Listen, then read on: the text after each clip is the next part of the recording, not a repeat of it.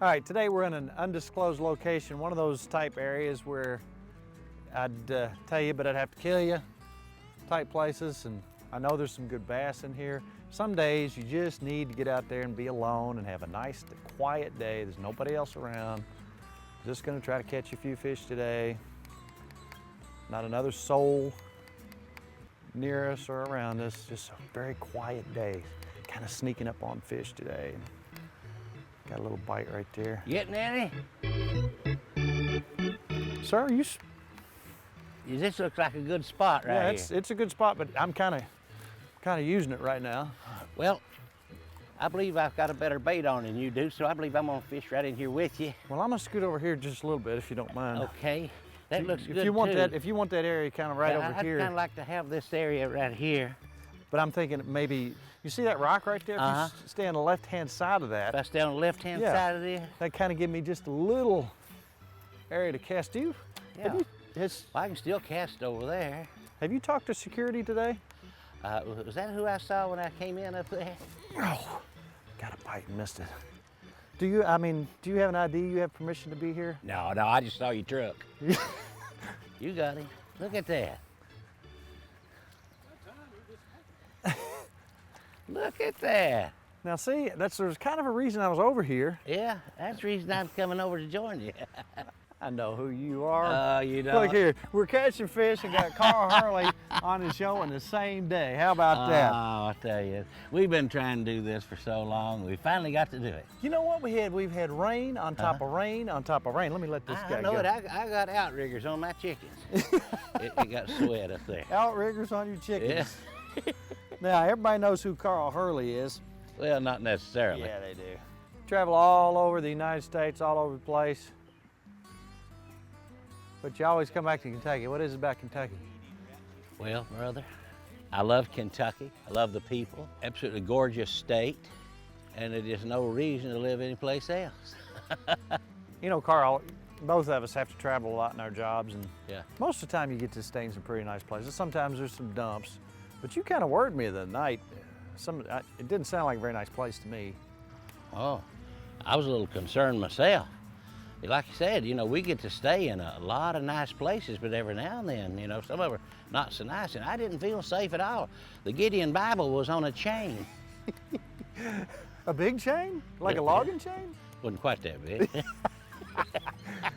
Dude, that's scary right there. It's scary. How many shows do you do a year, Carl?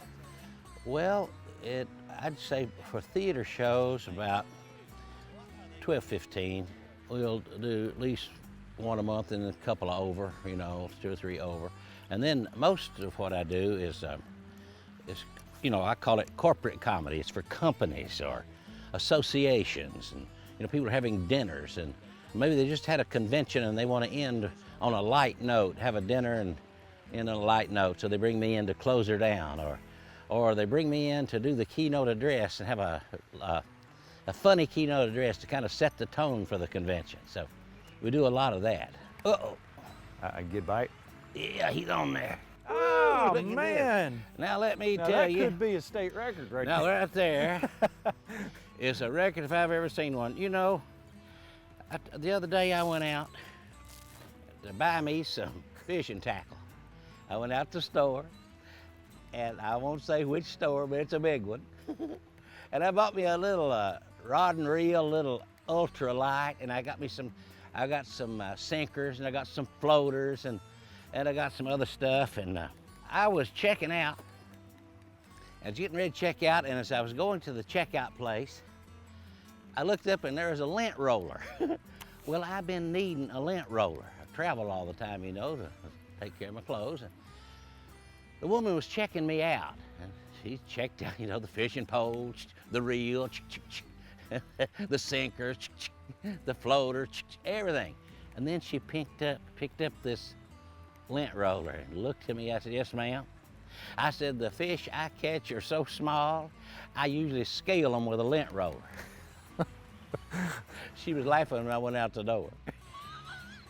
And that one you just saw, a lint roller would be all you'd need to take the scales off that one. Are most of your stories from true life experiences?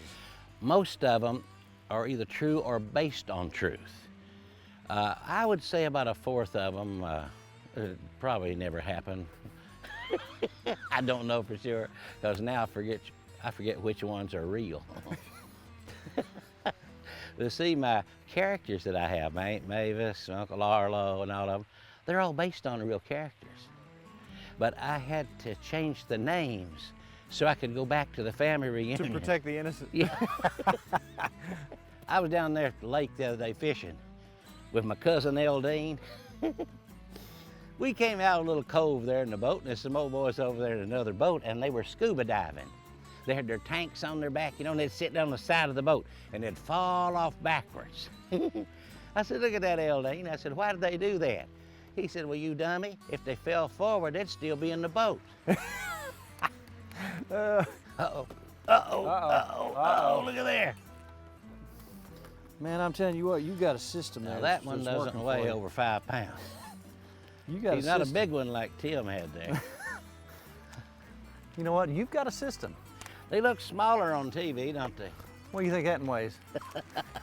6, 8 pounds? I don't know. He doesn't weigh as much as the bait. All right, I'm fascinated again by these bullfrogs, these hazel green bullfrogs.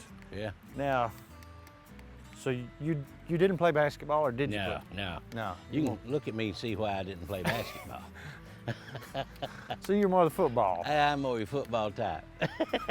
So they have a pretty good team. I mean, Joe. Well, it's a pretty good team. We started football when I was a junior in high school. So a lot of those old boys that played football, I don't think they went to school.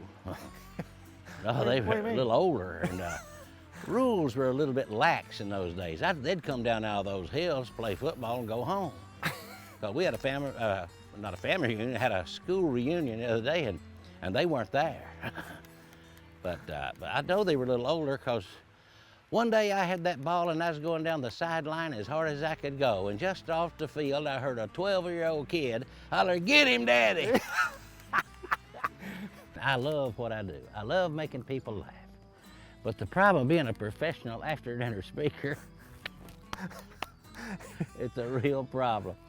The other day, my wife and I were getting ready to go someplace, and I was getting ready, and she hollered, "You look fat in that." And I was in the shower. That's not nice, Carl. It's not nice. That's not nice at all. The other day she said, "It doesn't help to suck your stomach in when you're on the scales." I said, "It does if you want to see the numbers." Carl, I know you're a busy man. I want to thank you, and I'm sure our viewing audience thanks you for coming on and spending time with us at Kentucky Afield today. Well, thank you. And I tell you, the pleasure has been mine. This has been more fun, and I'm glad I caught those 2 whoppers. Oh, man.